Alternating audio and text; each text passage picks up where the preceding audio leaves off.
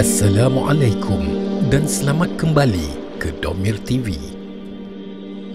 Institut Penyelidikan Air Malaysia, NAHRIM, telah membuat kajian dan unjuran bagi keterjaminan air dalam negara.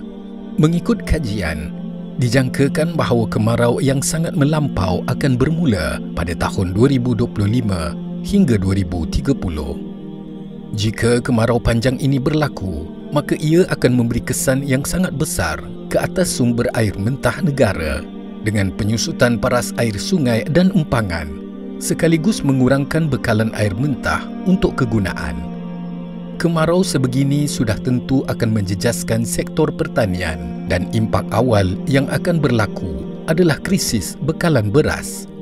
Krisis ini bukan sahaja melanda dalam negara, malah menjejaskan negara-negara pengeluar beras terbesar dunia seperti India, Thailand dan Indonesia.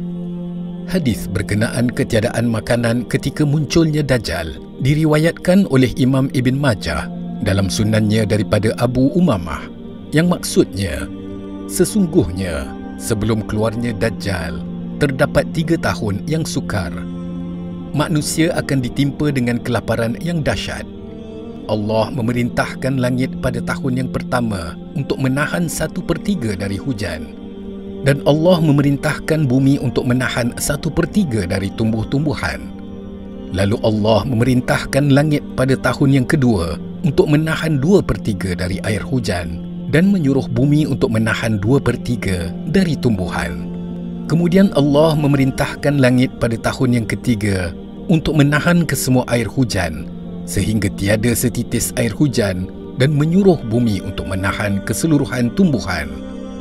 Maka tidak ada tumbuhan hijau yang tumbuh. Tidak adalah sesuatu yang memiliki kuku, melainkan binasa kecuali mereka yang diinginkan oleh Allah. Lalu ditanya, bagaimanakah manusia akan hidup pada waktu itu? Nabi bersabda, dengan tahlil, tasbih, tahmid, dan kesemua itu akan menjadi seperti makanan buat mereka.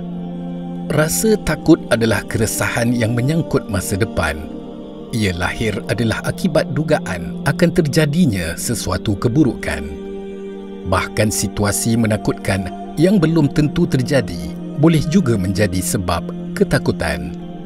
Demikian juga rasa takut dari ramalan bencana yang akan menimpa umat pada akhir zaman, yang berdasarkan hadis-hadis Nabi. Seharusnya ia dihadapi dengan menanamkan dalam jiwa bahawa hal itu pasti terjadi, bukan hanya terhadap diri tetapi juga semua yang hidup. Seorang yang tinggal di pegunungan pernah ditanya, "Apakah anda takut mati?" Beliau bertanya kembali, "Apa yang saya temui setelah kematian?" "Tuhan," jawab si penanya tadi. "Jika yang saya temui adalah Tuhan, maka saya tidak perlu takut, kerana saya yakin Dia Maha Baik, dan saya pun terasa dekat kepadanya. Apapun kematian akibat bencana adalah risiko kehidupan.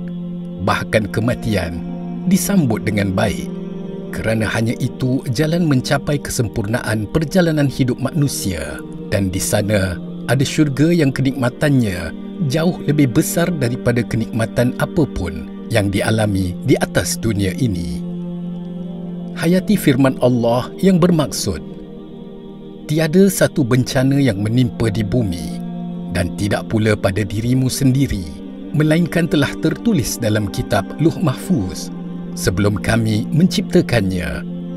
Sesungguhnya yang demikian itu adalah mudah bagi Allah. Imam Al-Qurtubi dalam Al-Tazkirah menyebutkan bahawa perkara yang perlu diingatkan ialah apa sahaja yang disampaikan oleh baginda Nabi sallallahu alaihi wasallam adalah benar, namun menetapkan bilakah berlakunya kiamat memerlukan kepada riwayat yang sahih. Tidak ada yang mengetahui bilakah akan berlakunya kiamat. Riwayat hanya menyebut bahawa kiamat akan berlaku pada hari Jumaat, namun tidak ada yang tahu Jumaat yang manakah akan berlakunya kiamat. Begitu juga dengan tanda-tanda kiamat. Tidak ada seorang pun yang mengetahui bilakah tanda-tanda itu akan muncul. Orang-orang yang beriman sentiasa disuruh untuk bersedia menghadapi apa jua kemungkinan yang akan berlaku dalam hidup. Bilakah akan berlakunya tahun-tahun kelaparan tersebut, hanya Allah yang Maha mengetahui. Apa yang pasti, pada saat itu tiba, Nabi SAW memberitahu bahawa makanan orang beriman ketika itu adalah zikir. Nabi mengajarkan kepada umat membuat persiapan untuk menghadapi Dajjal dengan cara menghafal dan menghayati 10 ayat awal daripada surah Al-Kahfi. Bagi menghadapi kekurangan bekalan makanan, persiapan seperti tanaman beras komuniti, penyimpanan bekalan makanan secara berperingkat dan sebagainya perlu juga dimulakan dari hari ini, kerana orang Islam wajib optimistik dan bersangka baik terhadap Allah Subhanahu wa Ta'ala. Secara zahirnya, kita perlu berjihad dan bersiap sedia dengan apa daya sekalipun, di samping mengisikan jiwa dengan zikrullah. Anggaplah semua ini sebagai satu ibrah atau iktibar, satu pelajaran yang boleh diambil melalui hal atau peristiwa yang terjadi.